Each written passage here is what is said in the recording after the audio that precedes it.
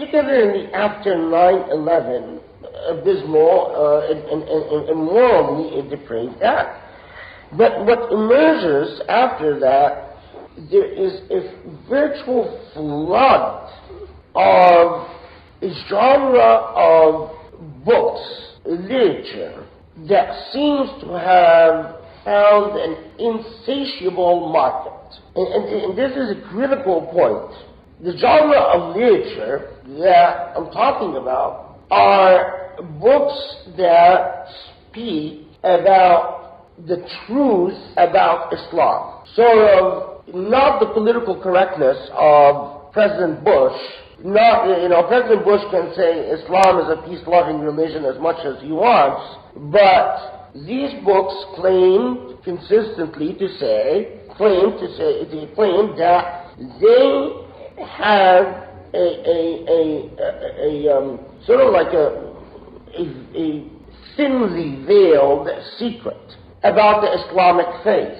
And that secret is that Islam as a religion is inherently, fundamentally dangerous, immoral, depraved, unfit for human coexistence. This is a very important notion that makes its followers pariahs within human existence. Pariahs not because we make them pariahs, not because we do anything to Muslims to make them outliers, but because the doctrines of Islam, the ideas of Islam, the history of Islam, the theology of Islam itself makes it so that Muslims can either dominate other human beings or be dominated. So, I mean, you're really talking, it reminds me very much I'm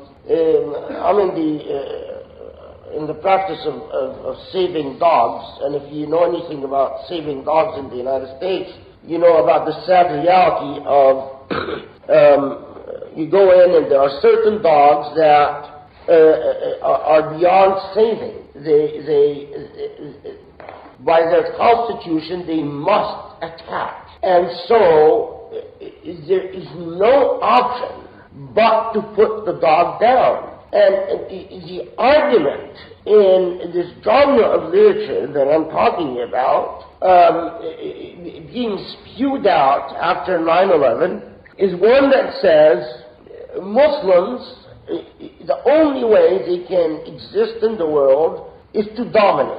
And if they do not dominate, then they will lay low for a while, they will pretend not to care for a while, they will do whatever, but ultimately it's a theme of domination that they seek. And you can draw your own conclusion then that the only way that we can have Muslims around is to dominate them, to rein them in, to keep them on a short leash, to make sure that they are not allowed to either harm others, but importantly, for their own good sake, they're not allowed to harm themselves. So you often find, like in the works of Robert Spencer, or even Daniel Pipes, or Stephen Emerson, an even condescending tone of, these poor Muslim folks, they must be saved from their own religion. And it's not that we want to convert them to another religion. We are too sane for that. We're too rational. It's a crazy evangelist who want to convert people out of their religion. We're real scholars. And as real scholars, what we say is that we've got to, regrettably, supervise Muslims closely enough so that they don't end up victimized by their own heritage, by their own theology, by their own system of thought.